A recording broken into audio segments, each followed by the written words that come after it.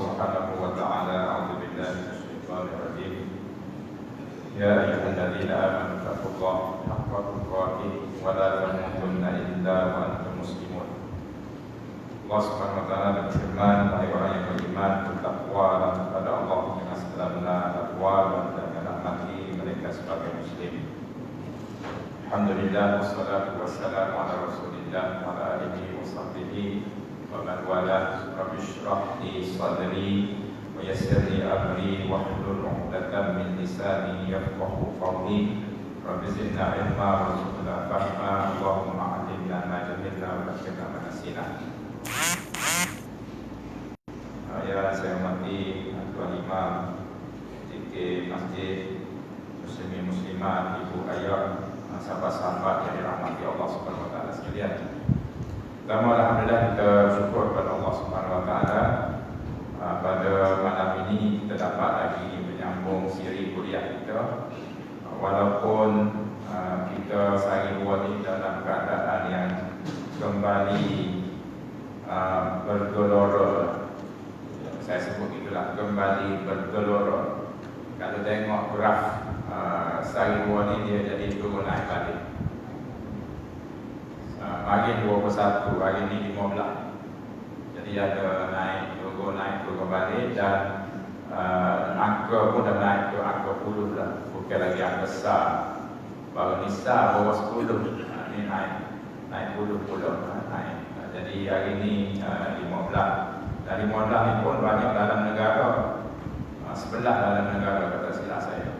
4 bukan warga negara. Banyak orang. Jadi apa-apa pun kita pakar-pakarlah. Kita jaga kita.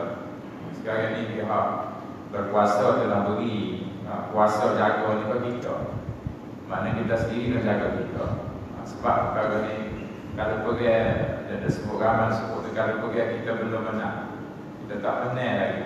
Bahkan dalam keadaan yang kadang-kadang itu sangat bahaya kepada kita. Contoh, kalau tengok TV di Morocco, saya suka tengok Morocco sebab ingat tempat mengaji dulu. Jadi tengok TV Morocco tu dia, kita ada hashtag, kita tagline juga kan, bagi stay home, stay safe dan sebagainya tu. Kalau TV Morocco ni dia letak backup awal dulu sebelum ada pandemi ni, setelah dilonggarkan sikit ni, dulu dia kata Nibqaw Fiddah. Nibqaw Fiddah maknanya Ibqaw Fiddah, duduk rumah, stay home lah.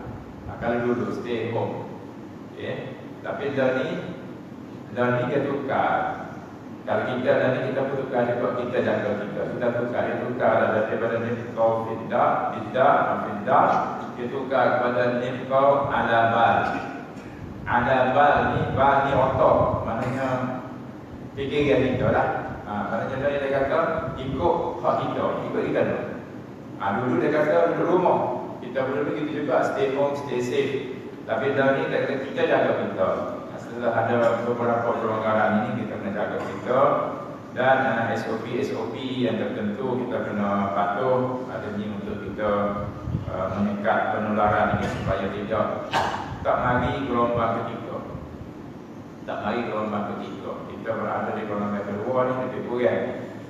Jadi insyaAllah lah, kalau kita pakai jaga kita boleh selamat insyaAllah dengan izin Allah Subhanahu wa ta'ala. Muslimin muslimat yang dirahmati Allah Subhanahu wa ta'ala sekalian, malam ni yang mau ambil kesempatan ini untuk tengok balik daripada kitab ni. Lama tak tengok kita sini ni, dan juga boleh nampak lah apa sini. Takut gambar dah tak ingat. Dengan suara saja. Dengan suara tu macam kenal dah, tapi tu lama tak tengok. Jadi pada ni boleh tengok semula, dan buku kita ni kalau nak rujuk pada buku atau terjemahan kita beli tu boleh rujuk pada muka surat 25. Berkaitan dengan hati yang lepas, muka surat 25 tu mukadimahnya kita dah baca dah. Jadi malam ni aku sambung lagi kepada tajuk kita ialah aqsamul qulub.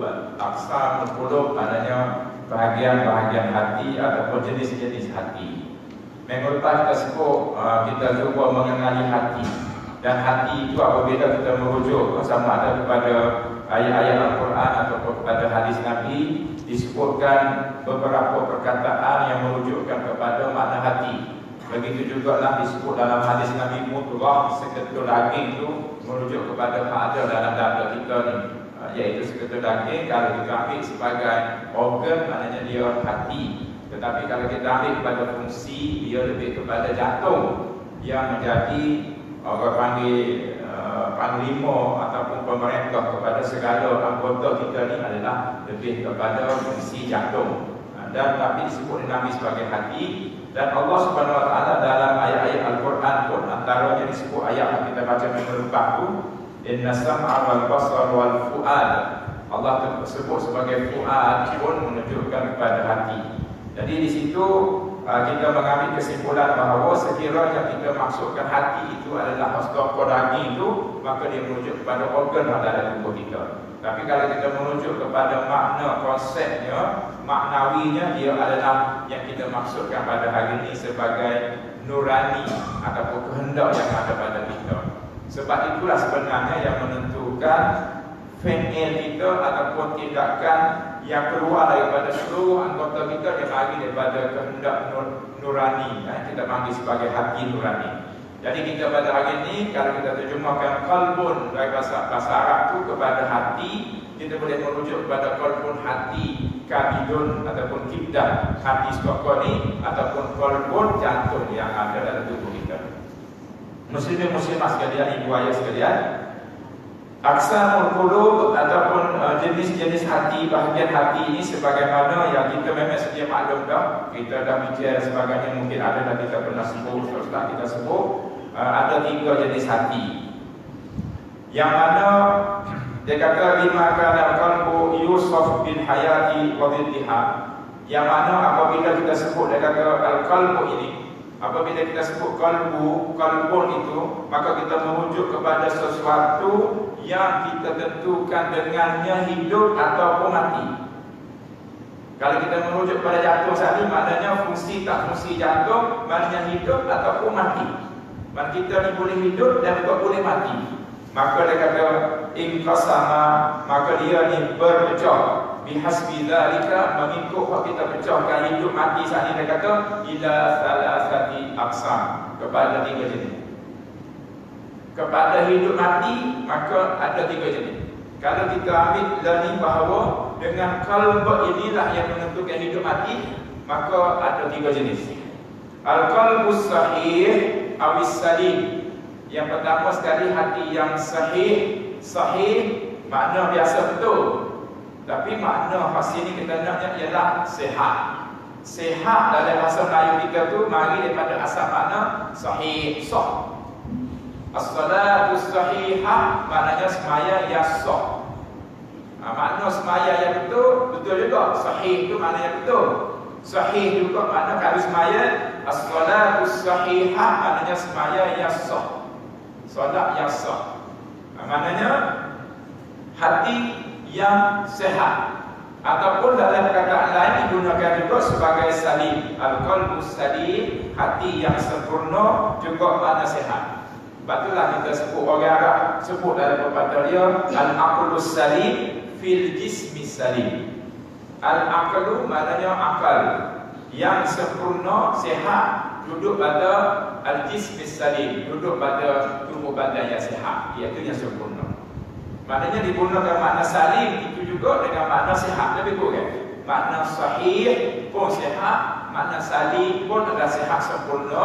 Bahkan Allah Subhanahu Wa Taala guna dalam Al-Quran ayat surah Syu'ara, 2 ayat dalam surah Syu'ara ayat 88 dengan 89. Allah Subhanahu Wa Taala berfirman, yauma la yanfa'u malun wa la banun, yauma la yanfa'u malun wa la banun illa man atallaha biqalbin salim. Allah Taala gunakan perkataan qalbun salim. Maknanya dia guna situ salim dengan makna sempurna, iaitu hati yang sehat. Wal qalbul mayyit ataupun mayyit boleh juga, iaitu hati yang mati. Yang pertama hati sehat, yang kedua hati yang mati.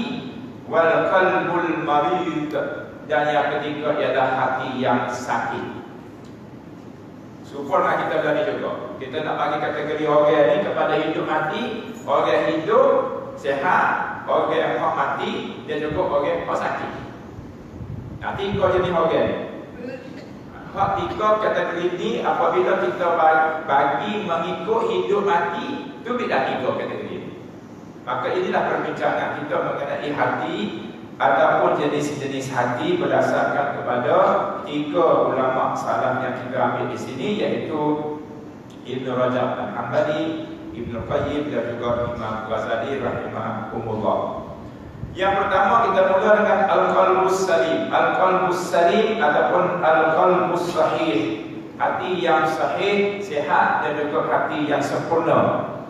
Dia kata Al-Qalbus Salim, hati yang sahih, sehat ialah yang sempurna. Makna sehat juga alladhi, yang mana dia ni la yanju yaumal qiyamah, yang mana pada hari kiamat esok. La yanju maknanya tidak selamat, la yaslam dengan kata lain, tidak selamat yaumal qiyamah pada hari akhirat, hari kiamat esok, illa man atallah ta'ala bihi, kecuali hak mari jumpa dengan Allah dengannya, iaitu dengan hati yang sihat, dengan hati yang salim, sempurna. Jadi kita nak tahulah apa maknanya man atallah biqalbin salim.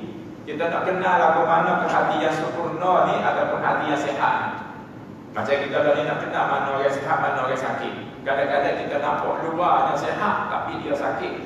Kadang-kadang kita nampak dia sakit, semua sebenarnya dia tidak sakit, tetapi mungkin nampak sakit kerana dia tidak tahan ataupun dan sebagainya lah.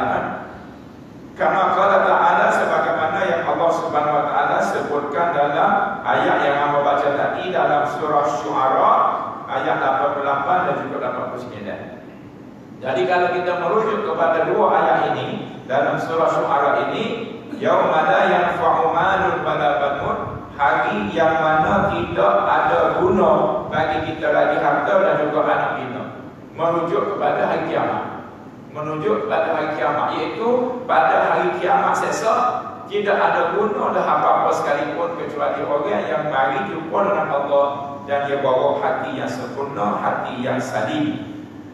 Wa qila fi ta'rifihi, maka ulama-ulama ada yang mentakrifkan ataupun mendefinisikan hati yang salim ataupun sahih sempurna ini. Dia kata annahu al-qalbu alladhi salima min kulli syahwatin tukhalifu amrallah wa nahyan. Yang mana orang ni yang ada hati yang salim sempurna ini, sehat ini, ialah salima min kulli syahwat, selamat dia daripada segala jenis syahwat. Dan syahwat ini kita merujuk kepada nafsu yang tidak baik. Nafsu yang tidak baik. Kita ada nafsu yang mana umumnya ialah kehendak. Ada kehendak yang membawa kepada kebaikan, ada kehendak yang membawa kepada tidak baik. Maka orang yang mengikut syahwat, kehendak nafsu kepada yang tidak baik, tukhalifu amrallah, dengan perintah Allah, wa nahyahu, dan juga larangan Allah. Kalau kita tidak ada kehendak, tidak akan berlaku kehidupan. Semuanya mari daripada kehendak, daripada tolakkan nurani yang kita ada. Kita nak angkat tangan ke, kita nak letak tangan ke, kita nak langkah berjalan ke. Dan juga mari daripada jiwa kita ni sendiri, mari daripada binaan asal yang telah dibina oleh Allah Ta'ala tubuh kita ni. Antaranya ialah keperluan jasad. Keperluan jasad kepada makanan contohnya. Kalau kita tidak ada nafsu tu untuk makan, maka tak akan jadi makan. Kalau tidak jadi makan, maknanya tidak jadi manusia. Sebab jenis manusia ni jenis yang makan. Hak jenis yang tidak makan ni tidak manusia. Mereka hak tidak makan. Jadi manusia ini dijadikan Allah, dibina manusia ini dengan ada satu kehendak, iaitu kehendaknya ialah makan. Cuma kehendak sani makan boleh jadi makan yang baik dan juga boleh jadi makan yang tidak baik. Tapi kehendak nak makan itu kena ada. Kalau tidak jadilah kita ni sebagai manusia kalau tidak makan. Kena ada makan. Sebab itulah kadang-kadang kontroversi lah kalau orang sebut. Kita sebut sama-samanya kita makan untuk hidup. Kita makan untuk hidup. Tapi kalau orang kata kita hidup ni untuk makan, lagu mana? Kecil lagi. Macam mana pula hidup ni untuk makan? Kita makan untuk hidup, apa? Betul. Kita makan untuk hidup. Tapi kalau kita pergi sikit lagi, dalam sikit lagi, adakah kerana makan itu hidup? Kalau ada mati, dia makan apa? Kalau makan, pas mati itu ada. Pas mati, pas nak mati, dia makan lagi. Pun ada. Maknanya bukan semata-mata bila dia makan, pasti dia akan hidup dan tak mati. Atau kalau kita pergi sikit, kalau suruh mikir itu payah sikit. Kita masuk usul lagu itu, mana kita kena letak iman kita pada Allah Subhanahu Wa Taala bahawa makan itu satu daripada sebab untuk kita hidup. Bukan semata-mata kerana makan kita hidup. Allah yang menghidupkan kita. Hidup mati, yuhyi wa yumit. Allah yang menghidup, Allah yang memati. Apa tu orang panggil nak suruh jadi susah lah. Tapi kita ambil bahasa kita pakai biasa ni. Hidup, makan untuk hidup, tak apalah. Kita ambil selapih tu, dah ilmu dah tak apa, tak ada masalah. Tapi kalau kita kata hidup untuk makan, maka bila kita kata hidup ni untuk makan, hidup kena makan. Tidak akan berlaku kehidupan kalau tidak ada makan. Ini sebagai contoh yang mana Allah Subhanahu Wa Taala telah bina dalam diri kita ini. Begitu juga dengan gharizah kita panggil. Kehendak syahwat yang berbentuk gharizah nafsiyah diri kita, antaranya lelaki dengan perempuan.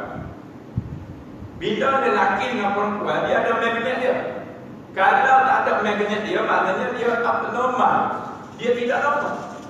Sebab Allah Subhanahu Wa Taala dah buat kepada manusia ini ada gharizah dia antara lelaki dengan perempuan.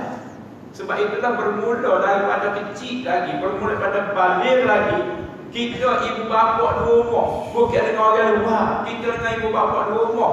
Daripada umur 10 tahun lagi wafariqu bainahum fil madaji. Kena pisah dah tempat tidur anak umur 10 tahun.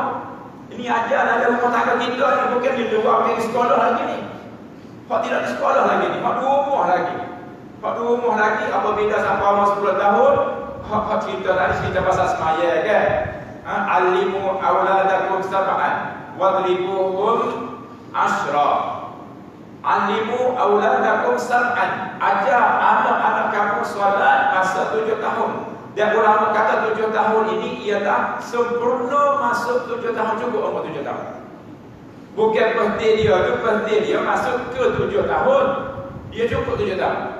Maknanya kalau hari ni 21 hari bulan 7 ni, 21 hari bulan 7 tahun lepas cukup setahun. Itu umur dia setahun. Mana kalau lahir tahun ni setahun, 2 tahun, 3 tahun sampai cukup 7 tahun. Bukan masuk tahun ke-7. Tahun ke-7 tu maknanya 16. Cukup 7 tahun. Tapi Allah ribuhum 10 pukul kalau mereka tak boleh lagi semaya, komit dengan semaya masa umur 10 tahun, maka dalam hadis ini ulama kata bila masuk saja umur ke-10 tahun. Bapa 7 saat kena cukup sebab masih kecil. Nak suruh sempurna cukup 7 tahun. Tapi bapa 10 tahun ni masuk tahun ke-10. Bukan cukup 10 tahun. Kerana 10 tahun tu mereka sudah besar. Kita pakai terjemah serupa dah. Cukup 7 tahun boleh ajar. 10 tahun waktu 10 tahun itu waktu bukan tunggu cukup 10 tahun. Tahun ke-10. Ajar pula. Kau ajar ni apabila cukup 7 tahun. Bukannya tahun 5 tahun lagi. Ini tahun 5 tahun boleh ajar, tetapi secara tidak formal, secara orang panggil tidak memaksa dan sebagainya, sehinggalah anak-anak itu berumur 7 tahun. Apa nak ambil sini ialah dalam keluarga kita, sebab adanya gharizah, kehendak nafsu antara lelaki perempuan tadi antara contohnya, maka wafariqu bainahum fil madaji. Hendaklah pisahkan di antara tempat tidur mereka. Anak-anak rumah baru ni tak pergi jumpa sain, tak pergi jumpa orang luar lagi, di rumah sudah kena pisahkan tempat tidur kerana ada satu yang dibina dalam diri kita ni ada. Manakala tak ada, ialah tidak normal antara lelaki dengan perempuan. Itu aku nak ayat sini bahawa dalam diri kita ni ada syahwah. Ada yang kita namakan sebagai syahwah. Begitu juga lah kalau kita merujuk kepada satu lagi ayat Al-Quran yang Allah Subhanahu Wa Taala sebut mengenai syahwah juga, zuyyina lin-nas hubus syahwat, dan beberapa bentuk syahwah itu disebut oleh Allah Subhanahu Wa Taala secara jelas dalam ayat Al-Quran ini. Antaranya ialah minan nisa, daripada perempuan, maknanya lelaki dan juga perempuan. Maka ditarifkan, didefinisikan di sini, antaranya disebut bahawa al-qalb as-sahih tadi ialah hati yang salimah min kulli syahwah, selamat daripada syahwah kehendak umum, tapi tukhalif, yang mana berlawanan dengan amrullah, perintah Allah, wa nahyahu, dan juga larangan Allah. Maknanya kalaulah kita ini menggunakan sebagaimana yang diberi oleh Allah tadi kepada yang mengikut kehendak dia, itu adalah menuruti perintah Allah. Kalau kita dan kita lapar, kita makan, kita telah menuruti perintah Allah. Kita boleh bala situ tu. Sebab kita mengikut apa yang telah dibuat oleh Allah Subhanahu Wa Taala. Dan Allah Taala ni, Dia Maha baik dengan kita. Kalaulah hak berkaitan dengan kita ni dia beri semata-mata kalau kita belakang, banyak hak tinggal kita. Banyak hak tinggal. Tapi Allah Subhanahu Wa Taala Maha bijak dia, bijaksana dia, Maha tahu, alim dia, alim lagi dia ni, dan juga dia Maha baik dengan kita. Ada benda-benda yang dia buat pada tubuh badan kita ini secara automatik, yang tidak kena kita buat. Lapar, kenyang, kita boleh buat ke? Orang ni tak makan sehari ni, tak apalah, aku nak puasa kenyang juga. Boleh. Dia mari rasa lapar, dia tetap lapar. Sebab perasaan lapar saat ni, apabila sistem perut kita makan yang tak ada dan sebagainya, perasaan lapar tu Allah Ta'ala buat secara semula jadi, otomatiknya akan berasa lapar. Begitu juga nak buat. Kalau kita duduk molek-molek, tak berasa nak buat, macam kita kan, tubik berapa titik? Tubik dah sedikit dua lah. Sebab kita ada rasa lagi, Allah tak buat lagi tu secara otomatik, kita ada lagu ni, maka tak ada rasa apa-apa. Tapi bila sampai masa dia sahaja, dengan sendiri dia berasa.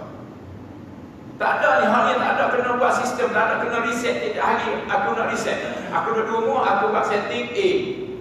Kan macam kereta, kita boleh buat setting A, setting B, setting C kan. Hari kita buat setting A.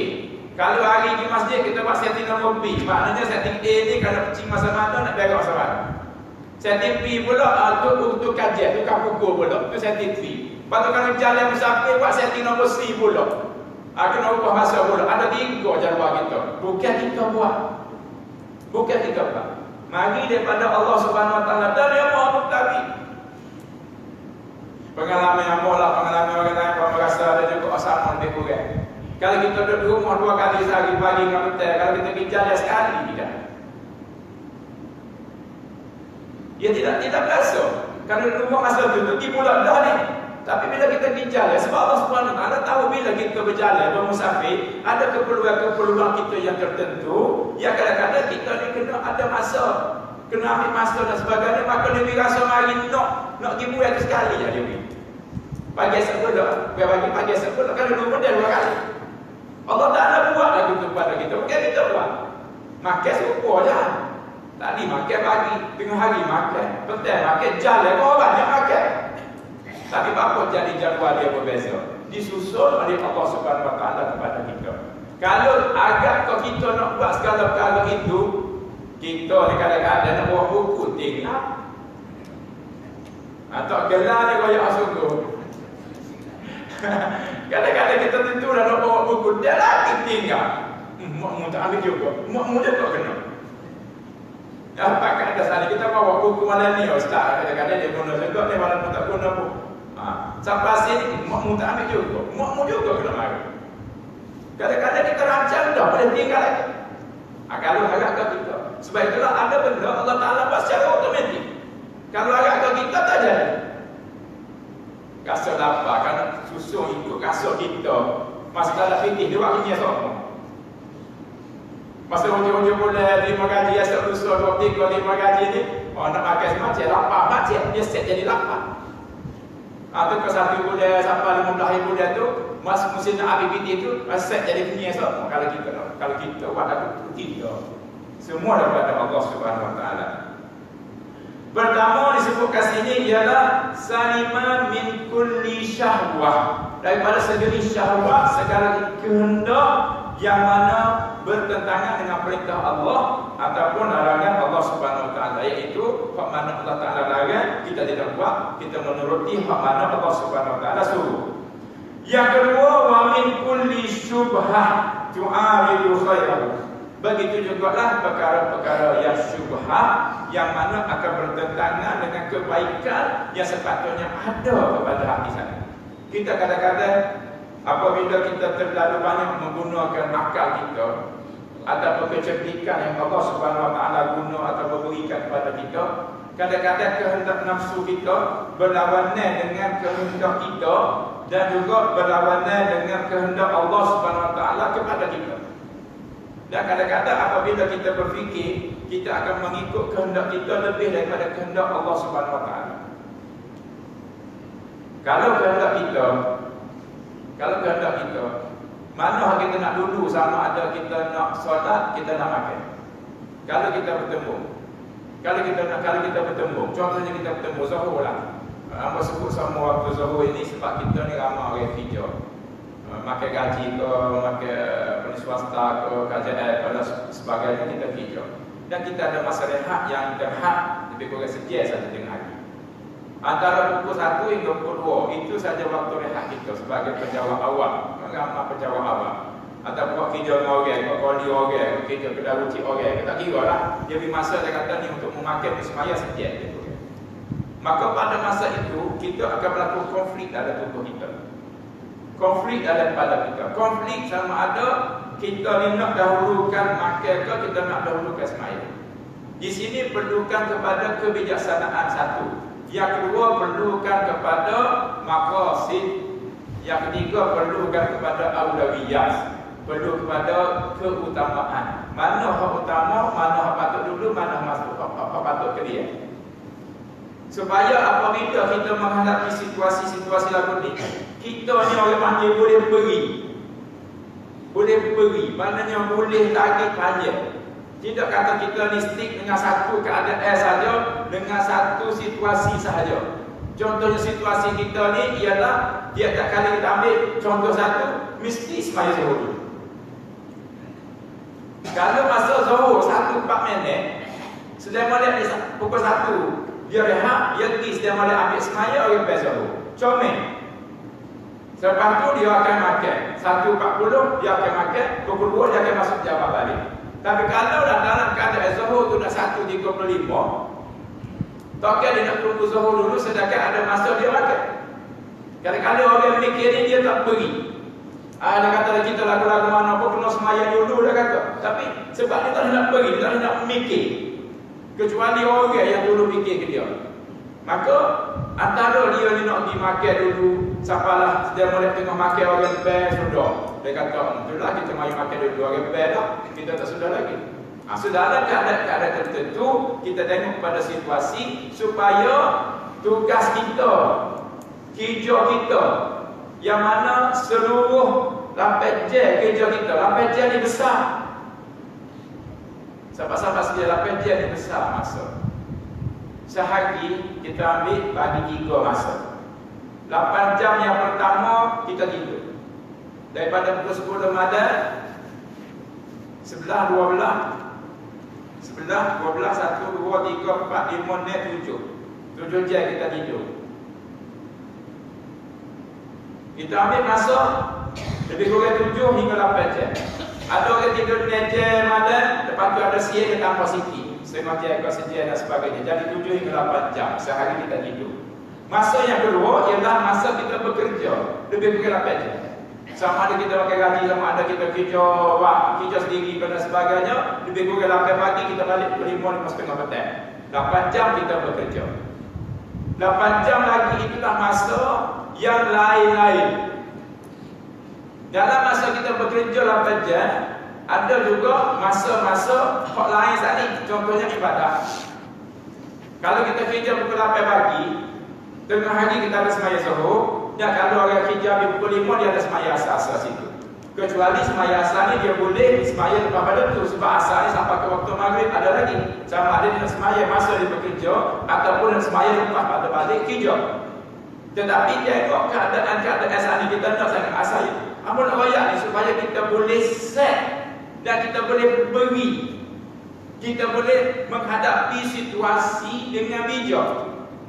Contohnya tempat-tempat kita ni, apa Kota Baru kadang-kadang risau. Kalau tubik pukul 4 sembah nak Kota Baru mana lagi, nak mari telik atau ni Lapori ni, ada dah tempat sembah mana-mana.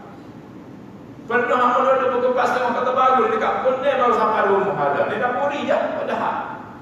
Masa tu. Maknanya di sini dah kebijaksanaan kita. Walaupun tubik kerja pukul 4.30 sudah mulai orang asar ataupun 4.40 orang biasa, kita nak terus balik, kita masuk jam sampai pukul 9.30 ataupun kadang-kadang nak pukul 10 ataupun kita nak tunggu semaya siap-siap dan kita balik sampai maghrib dulu pun tak ada masalah. Itu maksud amal wayak ni, supaya kita ni berfikir secara elastik tadi, supaya beri tadi supaya kita dapat hidup dalam situasi yang sebenar. Ustaz tak royak segala perkara bagi kita. Ustaz. Ya. Dalam masa sedia saya rehat. Ustaz royak ni ada dua pilihan lah. Satu mati, ada juga semaya. Ada buat 3 pilihan Ustaz. Tidur dulu dia kata. Dah tunggu satu suku yang tidur. Baru bangun 1:30. Mati apa nak? Comel tidur. Kamu setuju tidur sebab kita ada tidur lah. Kalau tak ada TV3, kita mahu bukan nak nyapin. Mari ada cerita pasal Khairulah, dipanggil Pauline. Antara organisasi yang besar di dunia yang telah beri peluang Khairulah ni kepada pekerja dia 20 hingga 30 minit sehari, NASA Amerika. Dia tengok staf dia produktif. Sebab kita ni main kerja lagi apa ni. Suruh buat kerja lemah ni. Orang lain buat kerja sehari, 3 hari tak sudah lagi ni. Maka dia buat kajian, akhir-akhirnya dia dapat putusan kena beri rehat 20 minit hingga 30 minit sehari. Dia beri. Bahkan ada jabatan tertentu, organisasi tertentu, dia beri tempat supaya kita pergi berehat. Orang boleh berehat tak kursi, ambil Khairulah tak kursi, orang boleh berehat kat sofa. Dia ada cara dia rehat. Ditunjukkan cara-cara rehat ni lagu mana supaya dapat orang panggil prime time dia, quality time dia. Kalau tidur tu tidur yang berkualiti. Setengah jam ni ataupun 20 minit yang berkualiti. Bukan hak mega ni. Tidur sampai ke mega 20 minit. 10 minit pun tak mega. Kalau tu tak jadi hak tidur mega ni. Ngaruh sedar. Waktu tidur pagi semua tak tidur, kita rasa lah. Kita nak berkualiti. Maka berkualiti ni dia kata yang pertama, tepat kena selesa. Jangan tidur mengguk tak meja. Jangan sakit tekuk. Dia kena tidur atas kursi gini, duduk molek. Supaya tidur naik flat. Naik ke batu bel tu. Naik ke batu bel ni jenis kau. Apa naik ke batu bel tak dia nak take off tu, apa jenis kau. Sedap kan batu bel dengan sejuk dia dan sebagainya, sedap. Macam dia dah batu bel sedap. Masa berapa banyak? Antara 20 minit hingga setengah jam. Comel situ. Sedar tu buati. Maka dia dapati NASA tadi. Dia dapati produktiviti pekerja dia, staf dia meningkat lepas dia beri 20 hingga 30 minit sahaja berehat. Ni hak-hak ayat 3 sebut tadi, sahabat kita sebut ayat 3. Semaya, makan, ada tidur. Yang ada agama kita ni, kita panggil Khairulah. Apa nak tambah sikit? Kita ada 3 minit lagi lah. Di sebuah tempat ngaji lah. Okay. Di Begor tu. Apa pun pekerjaan terlibat situ juga Mahatafis. Kita pergi cari guru Arab mari mengajar sini. Pertama, yang mari sini. Pertama, Kita di sekolah ni telah buat qailulah budak-budak 12.30 sampai subuh. Kita buat qailulah. Sebelum tu hamba pergi Yaman. Hamba pergi ke Yaman tu. Di sana tengok seminggu duduk sana, tengok tempat dia mengajar lagu mana, dia buat lagu mana. Bila cikgu ni, syekh ni, ustaz ni mari tempat kita, pertama dia tengok kita qailulah 12.30 sehingga zuhur. Mana kalau zuhur 1 setengah jam. Kalau zuhur 1:10 boleh 40 minit. Perkara pertama dia pergi. Bila dia mesyuarat kita nak buat lagu mana ni, program untuk dia mai sini ni, qailulah kena 12 kan. Qailulah dia kata kena budak-budak hafal Quran ni sekurang-kurangnya 1 jam. Ni ustaz-ustaz tapi ni tolong apalah kalau silap. Dia kata qailulah nak budak-budak ngaji Quran ni nak sejam paling kurang sekali. Kena start pukul 12. Tengok pentingnya qailulah tidur tu kan. Penting tidur lah, pakat tidur belakang. Kita nak bayar tidur pun ada cara tidur, bukan tidur semata-mata tidur, ada cara tidur. Kena cari tempat yang selesa. Yang kedua, suasana yang tenang. Kita tidur sini, dia mau duduk pagi sebentar. Tak boleh. Dia mau duduk cerita drama tadi. Kita pun tak ada drama tu. Telinga kita dah tak ada. Tak boleh. Orang ada lalu-lalu susiang, tak boleh. Kena tempat yang tenang, tidur. Dan juga untuk tidak lebih masa, kalau perlu set jam, kena set jam. Manakala nak 20 minit, set 20 minit, tak bunyi. Tak apa. Tuan tidur ni. Kamu tak sempat tidur sekali, takut orang salah faham. Takutnya kena tidur lagi-lagi manapun. Tetapi memanglah kalau siapa dia yang 40 tahun ke atas ni memang sangat perlu kepada rehat tengah hari, kerana untuk memberi tenaga kita sambung balik sebelah petang sampai ke sebelah malam. Apatah lagi lah contoh kita bulan Ramadan. Sangat sayubialah kita bulan Ramadan itu kita ada baca Quran dah sepagi, nak zuhur, qailulah setengah jam ataupun sejam tadi kita bangun untuk kita sihat balik, kita meneruskan sampai ke malam, sampailah kepada kita tarawih dan juga mungkin bangun tahajud semula dan sebagainya. Perlu. Dan pengalaman lah, amat perhatian ni, kita ni orang dewasa, orang tua lah kita sebut kita orang tua ni, kalau boleh terlelap lah sebentar dah. Amat baru dengar cerita daripada sahabat-sahabat kita, dia orang zaman Tok Guru mula. Dah. Dia kata Tok Guru ni, kalau nak pergi ceramah mana-mana, dia kata, tengok letih-letih dia tu. Dia duduk sebentar atas kereta, dia jangan kacau apa-apa. Dia sebentar.